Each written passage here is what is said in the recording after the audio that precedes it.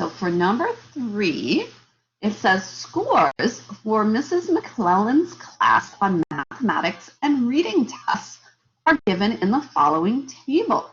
Which student is the average student for the group? Okay. So we know Rob got a 73 on the math test and an 87 on the reading, and so on.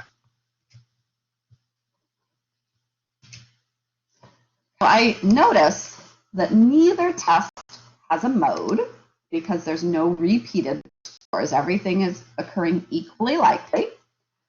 And if we look at the median score for math, so let's see, to find the median for math, we would want to cross out the biggest number,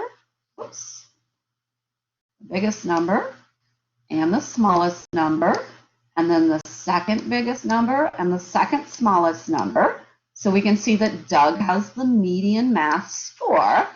And then to find the median score for reading, we get rid of the biggest number and the smallest number, and then the second biggest and the second smallest. So we can see that Rob has the median score for reading.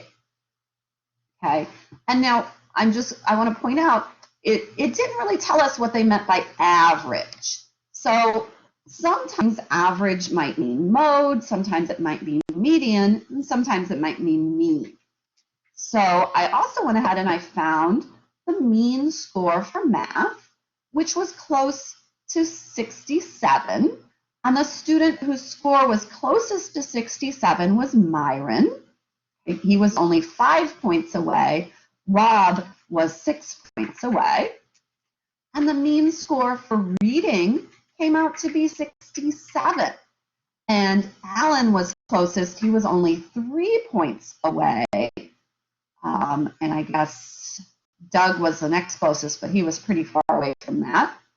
So really, I don't think any student is closest to average for this. Okay, so first of all, it depends on whether you're talking about median or mean, and there's no repeating students, right? We had Doug, we had Rob, we had Myron, we had Alan. Does that make sense?